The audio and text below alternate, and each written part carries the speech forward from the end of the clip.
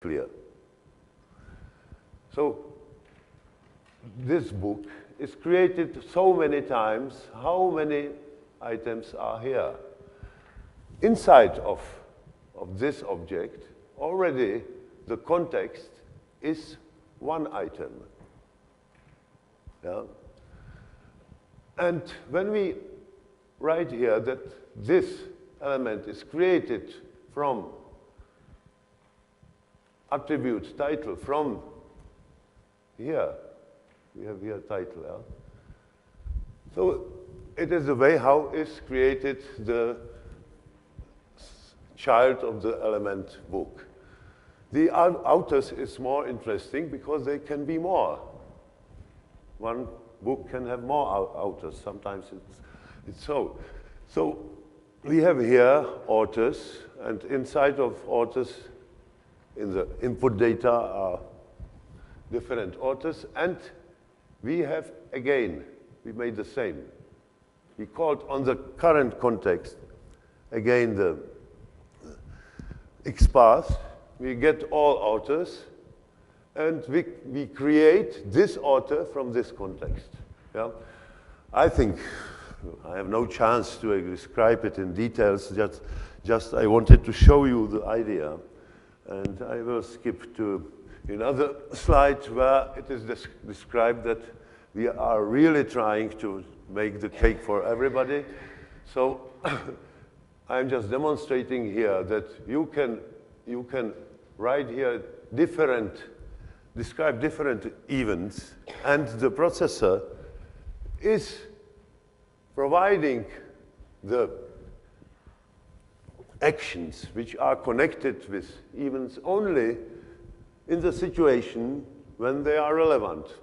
So if we are validating data, which are called book, we are ignoring simply all the create actions because they never happen. They happen only in the mode when we are creating this object. I think it's clear that you can define some user-defined situations and user-defined events, and you can filter what you can do with that. So I think that I will skip this.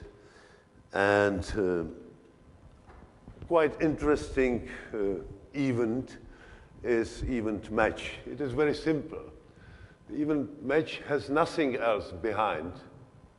The action connected with situation match is only true and false. It must be Boolean. And we can have the description of two different models of element, which depends on the value of the expression which follows the keyword match.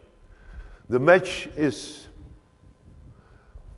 processed, or it's invoked before the further processing of model is done. So this way you can describe alternative models. And of course, you can put there, instead of XPath expression, you can put there some external variable or anything according to which you can decide which model is valid. So it's another example. I again skip it here. It's example that it can be some variable here. Yeah. It's basically the same. Now I come to quite interesting event, finally, and especially the event forget. Forgetting, by the way, is the most powerful thing in our brain, so we are trying to do the same. What it is, the event or action forget. Imagine that you have 200 gigabytes of data in some input data you are trying to process. And of course, you cannot look to the whole data in the memory of computer. So you can say, after I processed something, I can forget the rest. If you at the end of some item, put this special keyword, forget, it doesn't mean anything else. Then the memory is released, and you cannot go back to the data. You have done all what you needed due to actions, but you don't need it more to keep in memory.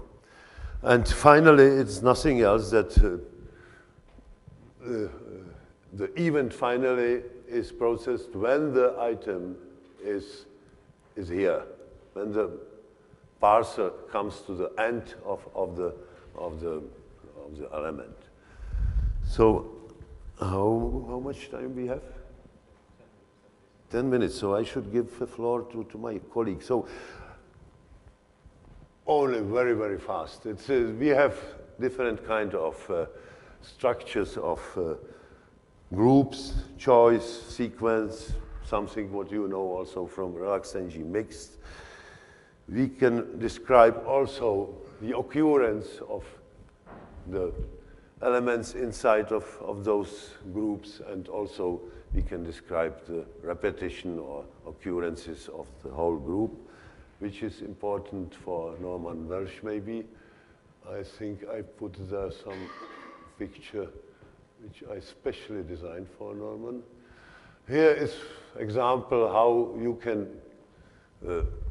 make some references between different XDefinitions. You can make a collection from XDefinitions. It is example of collection. You can put, of course, some annotation inside. It's just, it has the format of comment, of special comment. Here is an example of possibility how you can define the user type, which is here in Java.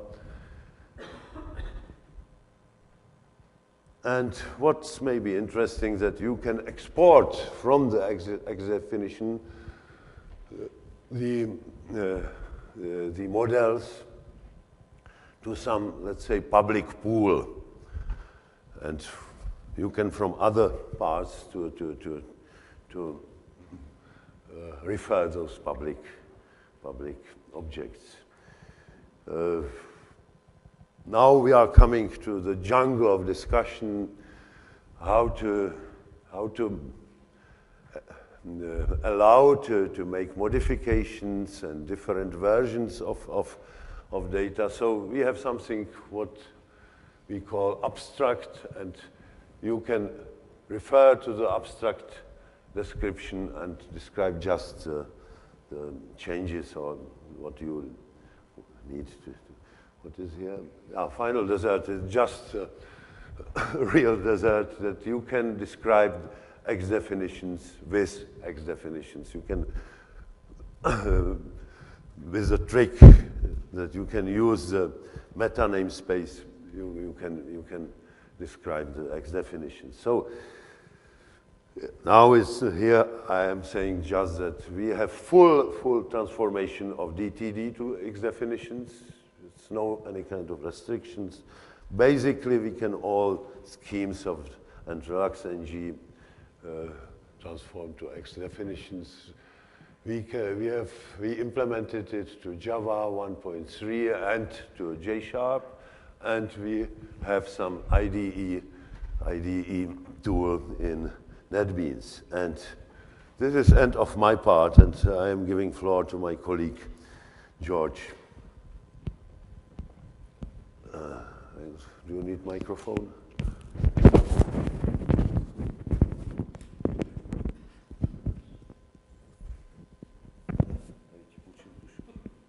Yeah. Good afternoon. I will continue in our presentation of XDefinitions.